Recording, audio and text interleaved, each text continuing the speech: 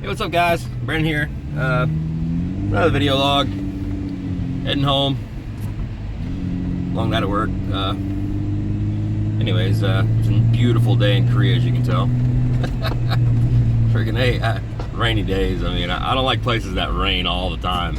I'm from Florida originally, and it rains like every day, but it rains like 10-15 minutes if you're not storming or something, and usually the sun's shining while it's raining, so it kind of just washes everything off. It's kind of necessary.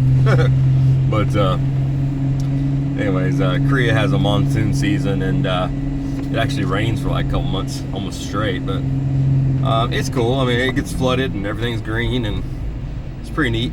Get to play in a lot of water, which is really nice with the Jeep and stuff. A lot of mud. But anyways, just trying to figure out what to kind of talk about this morning, and then it hit me. Everybody asked about the builds and kind of where you start a lot of times. One of the biggest questions on every forum known to man is what lift kit should I go with, and what lift and what tires, and pretty much kind of asking everybody else their opinion, which in the Jeep world you're going to get more than you bargained for, because so many Jeepers, there's so many different opinions on them, so many different builds, so many different styles of driving. You know, you got your mudders, you got your rock crawlers, you got your guys trying to make them fast, you got low end guys, your weekend warriors. It kind of, I mean, it's a huge realm of different kind of builders out there and what they think. And then on top of that, you got the hardcore brand supporters, even though sometimes the brand's not the best choice for the weekend warrior.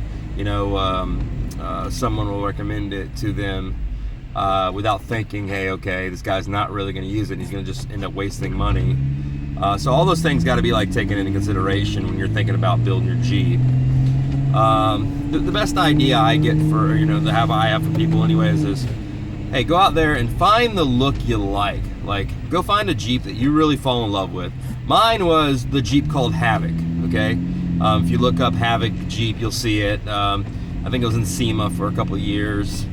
I can't remember who owns it.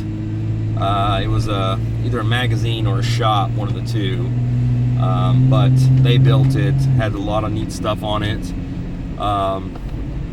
And that's kind of where I started for my inspiration of building the four doors.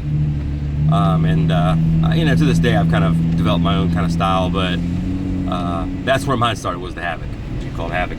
But most people will start somewhere because they've seen a Jeep and they're like, oh my gosh, the thing was gorgeous, and then you got the other guys that are old timers, and they come up, or their dad owned the Jeep, and then they just, they kind of develop their style from them. But then you got those guys out there that just, right out of the bat, right out of the blue, owned a Kia Pride, or just a Honda Civic all their life, and then now they're suddenly, totally obsessed with Jeep, and that's okay. That's awesome. Welcome to the hobby. Welcome to the obsession. Welcome to the addiction. Welcome to, an empty wallet and a pissed off wife. So, it's kind of where you're left with a lot of Jeeps, and when you get to start building them, and you stay up all night looking for parts and not even getting anywhere. That's kind of one of the funny things about Jeep shopping is you will shop literally for days and weeks and months and spend thousands of dollars, in the cyber world in your shopping cart, but still totally undecided. So I see it all the time, and I absolutely love it. You know what? It's not only at the beginning. It's every part kind of like points you in that direction, because if you're really shopping and you're really building and you really want it to kind of mesh, and you go the right route, because a lot of times you have to, especially if you're building something that's, let's say, TerraFlex. I absolutely love TerraFlex, but let's say you're not building everything from TerraFlex, or you're not getting it for TerraFlex, for example, TerraFlex, they love Genesis fenders. I don't necessarily use Genesis fenders. I like the Smittybilt style. However, Smittybilt are mega heavy, and everybody has them.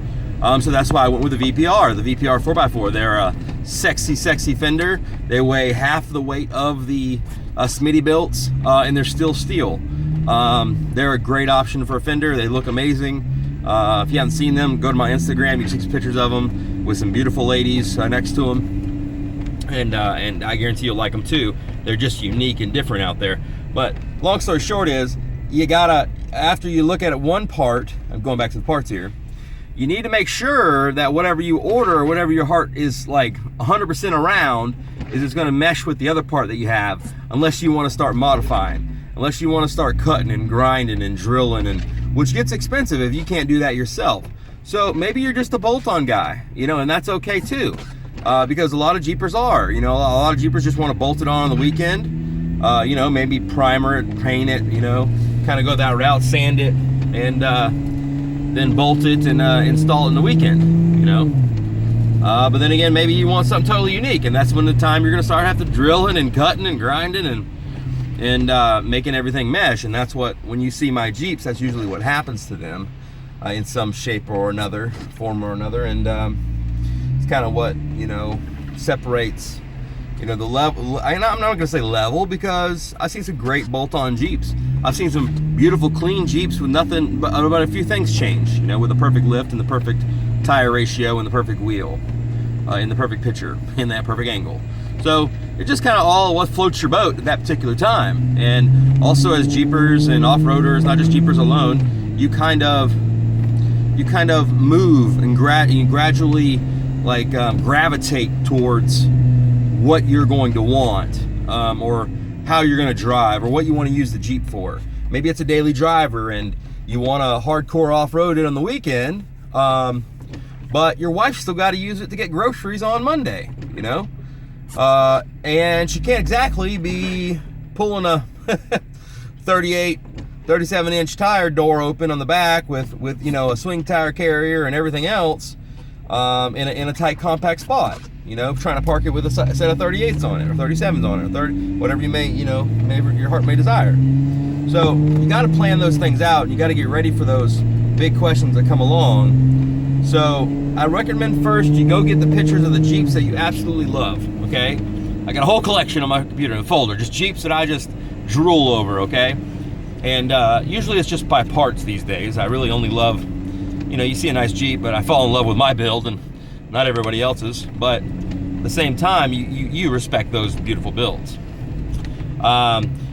And then kind of get to where, okay, well, I got these axles and this is what they can handle, you know, or I got these axles and I want to be able to run a 35, but, you know, I really want to run it hard on the weekend. You know, you might have to go with some gussets or some sleeves or some trusses, you know, or something like that. So then now you're modifying the axles, which take more money. And so you really got to start out at that point and say, okay, this is the way I want it to look. Okay, how can I do that and still use it to do what I need to do on a daily basis, or get it to where I want to get it, as far as the look and the functionality of it. Because some people just mall crawl, and that's okay too. Hey, mall crawlers are fine, but some people want it functional. That's great. You can have your hardcore scarred Jeep that's completely functional on the weekend, or just a weekend warrior. Or you can have the best of both worlds. You can have a mall crawling functional Jeep, and that's kind of what I got. And it takes a little more time and preparation to do that. It takes a little more shopping and a little bit more, you know, education, and a little bit more, what would you say, patience. Patience is probably the best one to put out there. 'Cause sometimes you get a part and it doesn't work, and you're like, son of a bee, you know, and you end up either selling that, sending it back. And in Korea, we gotta wait, you know, a week, 2 weeks sometimes to get the parts. Hell, months sometimes to get certain size parts. Some parts are out of the question. Some parts we can't get. Some parts we gotta ship them on pallets, man. It costs me $1,000 more. So, you know, it kind of goes that route to, okay, I gotta plan this out right, because you don't want to waste any money. Some people don't have the money to waste. But I'll give you my my good scenario of a nice looking Wrangler. Most people kind of overlook is a straight set of 35-inch tires. Okay, those are nice big tires. They can run them on. You can run them on a Dana 30, and not be kind of like hitting it hard, and do a good job with it. You know, with some 373, you know, the almost stock gear ratio now. I can't remember what they went to now. It's probably lower than that. I know you gurus will get me on that, but you know, I've always messed with the Rubicons. I've never went below the 410 gearing. I ran 37s on 410s just fine with a ProCal tune on it. This here now is Dicticon 2.0 is on Yukon gearing with 510s. And I got a Diablo tuner in here now. So again, just like, I mean, if I just spoke Greek to you, you need to kind of do your research and kind of see where you need to go. I mean, it's a lot of reading, okay? It's a lot of going through forum after forum after forum, kind of getting, I'm not saying everybody's opinion, because a lot of times, I mean, you're going to be reading, you're going to be like 100% positive what you want. Then like one guy says something negative about it. You're like, wait a minute, you know? But they're always like that. You're always gonna have a negative and positive on parts, and that's, you know, that's a good thing. I mean, it kind of gives you a great view. That's why Jeeps are awesome, because it gives you a great view of the part before you buy it, because you're gonna find negative and positive about almost every product. So you're gonna see the pros and the cons, which are great. So I personally love TerraFlex. I've used Metal Cloak, I've used Rough Country, Rock Crawler, I've used plenty of kits, okay? But I gravitate back to TerraFlex, and it's probably because TerraFlex is such a great family. They are just an awesome people. I mean, to be around and to talk with, advice. The videos are beyond educational and humorous at times. Some people, you know, might not like the humor, but you can't deny that their videos are absolutely amazing when it comes to installs and educating people about the Jeeps and springs and just all the stuff they have, you know. And they build it for the weekend warrior. They build it for the everyday guy, the everyday Joe. And then at the same time, they build it to friggin' to just run, you know. Whether you're in the desert or whether you're in the crawling. I mean, they are in Utah. They're not far from Moab, you know. So you know, they really do test their Jeeps, and they're great at what they do. And that's not talking down on anybody else, any other company. Everybody has their own little thing, and you know, we could talk about that in another video or whatever. But me personally, I roll with TerraFlex because they're great kits. Save the money and get a great kit, because a lot of times people try to build on the cheaper kits, or they get a cheaper kit and it's just rides like crap, and then just it kind of steers you the wrong way on what you think the Jeep is actually supposed to drive like. You know, I have the 4-inch Elite long arm kit on this, and it is pricey. I got the speed bumps, I got Fox, you know, DC adjustable shocks. It rides like a freaking champion. I can drift the shit out of this thing or crawl the mess out of it. It's a really nice combination. It's very tunable to whatever I want to do, and you know, it rides straight and clean. So, but that, you pay for that. So you kind of got to get where you need to be. You know, I got a friend down south. He has a budget boost on his with 35s, and he's got a set of flat fenders, and it looks amazing and still drives amazing. So just look into those little things of what you needed to do to improve the kit. What this whole video is about is to say, hey, listen, you got to plan, okay?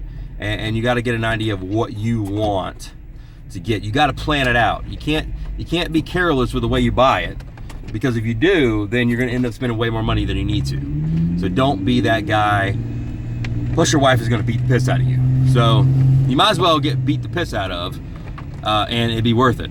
Instead of getting beat the piss out of again because you made a mistake and you're rushed into something. So, you know, make the wife happy, make yourself happy, make your Jeep happy, you know, and plan out that build right. Make sure those parts are compatible. Go with a good brand, you know, and you'll be happy. You'll be on your way. Anyways, this is Brandon, man, and I hope this helps somebody out there. If you've got questions or comments, please let me know. Check out my Instagram down there. Please subscribe. Helps me get more people, and helps me know I'm loved out here. Okay? Hey guys, Brandon out. See ya. Peace.